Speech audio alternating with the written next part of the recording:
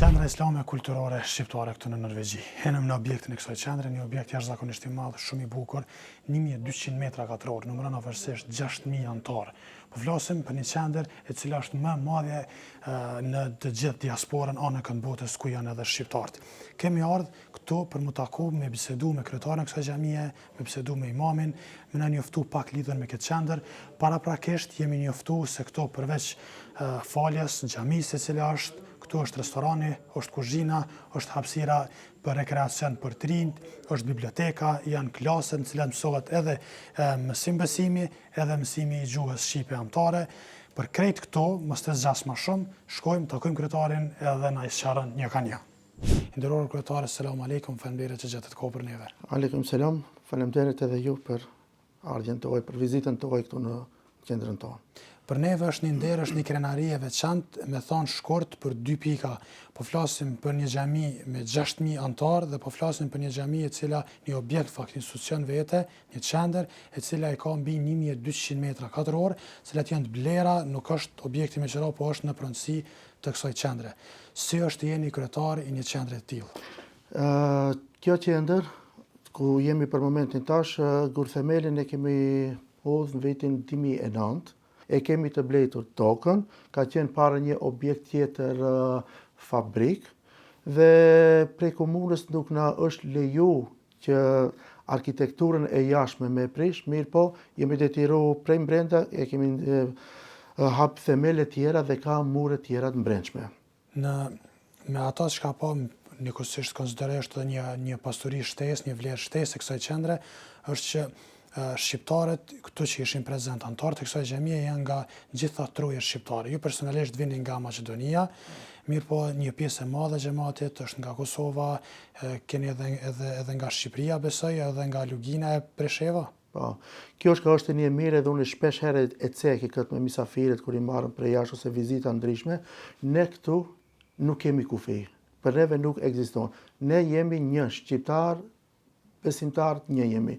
Pa marrë parasysh është i Kosovës, Shqipërisë, Maqedonisë, Luginës, Preshevës ose prej vende tjera.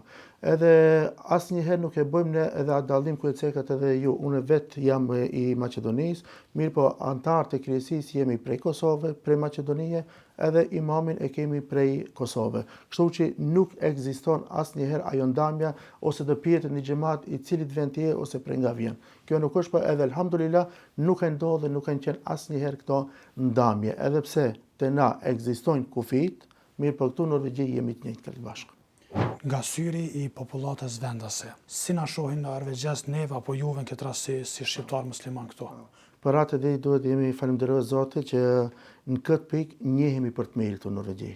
Edhe diçka kur kanë ndonjë interes ose ndonjë çështje, ato mas pari drejtohen te xhamia jon, marrin mendim për xhamisë tonë dhe pastaj vazhdojnë. Për shembull ka raste shumë të këtu në Norvegji prej shkollave fillore ose qerdheve ose shkollave të mesme marrin për të i dërgojnë nxënësit, studentët për të vizituar qendrat fetare islame se si janë.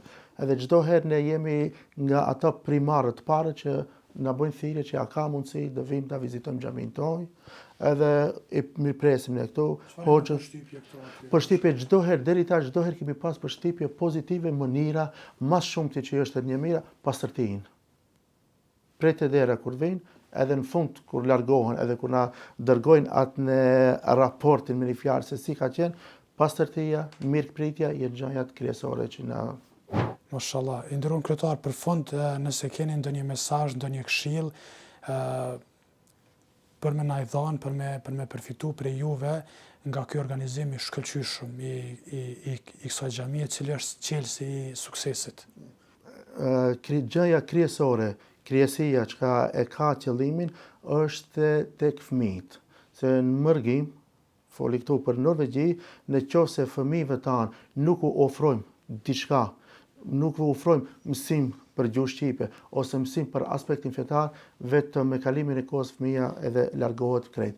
Këtu ne elhamdulillah Zotit e kemi atë mirë që kemi bagjin nxënës të të di shkollat, u ofrojmë çdo mundësi, u ofrojmë për aspekt kulturës, të fesë, Edhe kjo është një gjë që kisha bë apel të gjithë qendrave në çdo vend që gjëja primare të jetë te fëmia, te rinia, se ato shumë shpejt mund të devijojnë. Kurse ata që janë në moshë si gjeneratat tona ose gjenerata më e thjerë, ato edhe në qoftë se unë shpesh u them edhe në qoftë se nuk kanë ku të shkojnë, ato e kanë patjetër të vinë te xhamia. Mirë po, fëmijëve duhet patjetër do ofrosh diçka që ti tërheqësh te xhamia. Kryetar, faleminderit tani herë shumë. Zoti ju rujt, inshallah vetëm suksese dhe ju prinin bara dhe shkojnë duke u shpeshtuar edhe të qenë edhe më të mëdha aktivitetet e juaja. Amin, inshallah, faleminderit edhe juve për vizitën. Zoti ju rujt. Të nderuar shikues, afër meja është imami i kësaj xhamie. Hoxha, selam aleikum, faleminderit që na pritet. Aleikum selam, faleminderit. Na tregoni pak rrugtimin tuaj deri sa keni ardhur në pozitën rolin e imamit, cilën edhe jeni ushtrani.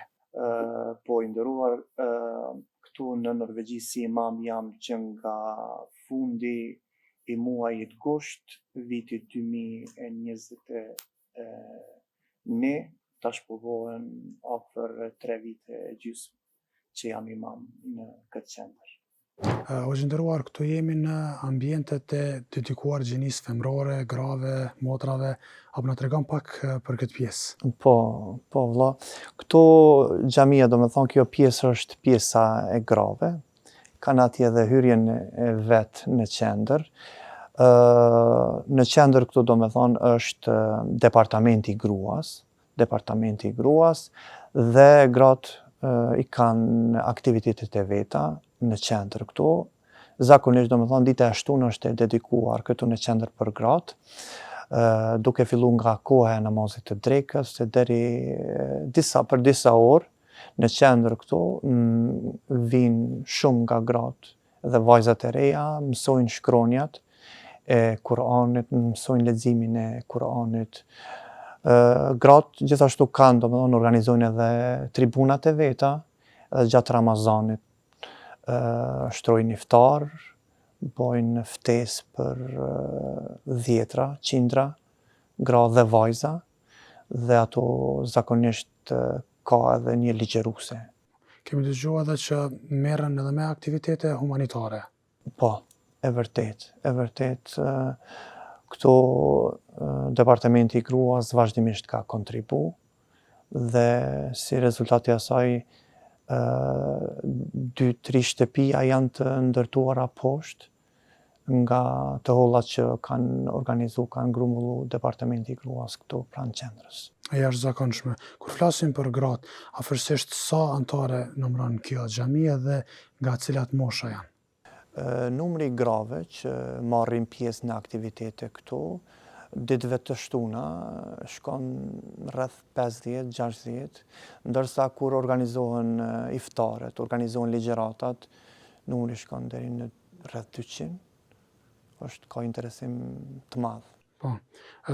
Tash këto do të thotë me bazë të asaj çka po shohim, të gjitha kushtet të cilat janë bërë edhe për xhamatlin, pra për meshkujt, të gjitha të njëjtat ju ofrohen edhe kanë në dispozicion edhe gjinia femrore.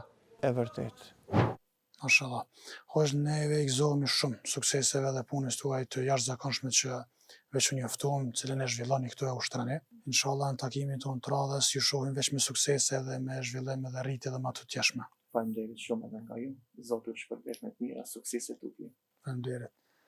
Të nderuar shikues, ka qishte biseda jonë me të nderuarin imamin Berat Hashani, ju faleminderit.